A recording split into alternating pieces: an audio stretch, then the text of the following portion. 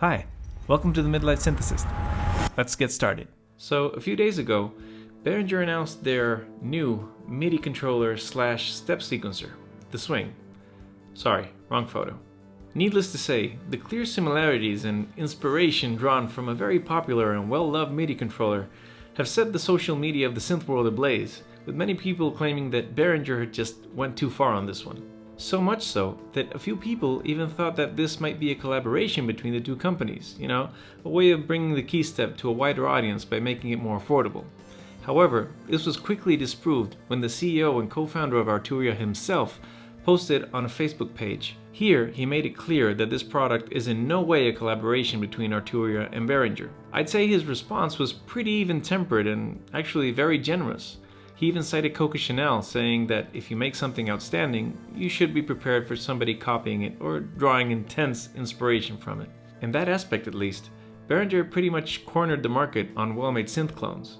The thing is, lots of us, me included, were actually pretty happy when they started bringing back old classics like the Korg Monopoly. And not only that, but at a much more affordable price. Though ethically questionable, the only real victims in that case were owners of the original synths, who usually sell them in the second-hand market for absurd prices.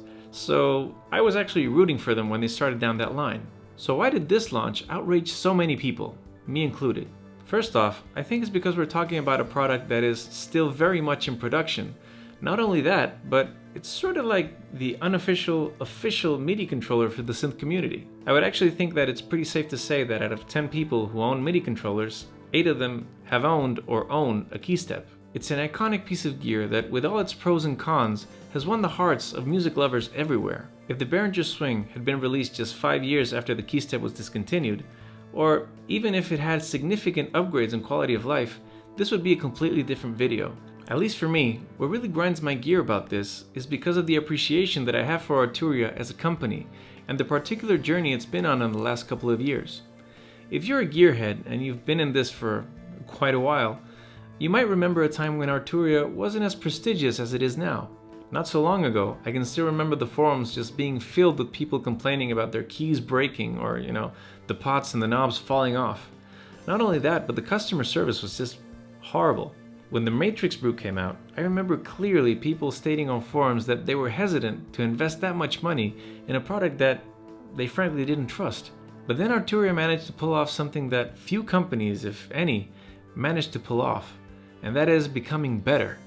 Not only better, one of the best. Their quality control went sky high, their customer support started doing their job, and not only that, but they started making constant updates to their own firmware, and you can see that in most of their products they're constantly updating them and fixing bugs everywhere. In a few short years, Arturia have not only equaled their high quality peers like Moog and Sequential, but they actually started exceeding them in my opinion. I'd have to think pretty hard about another company who has taken so many chances and given us so many groundbreaking tools in so little time. Just think about it. The whole Keystep Beatstep range, the Pigment Soft Synth, the MiniFreak, the Polybrute, the list goes on. They have become a true force of nature, pioneers and innovators in their field. So even if it means paying a little extra, I will gladly pay for their original products, because not only do I have a deep appreciation for this company, but I also have high hopes for their future, and in my little way, hope to be a part of it.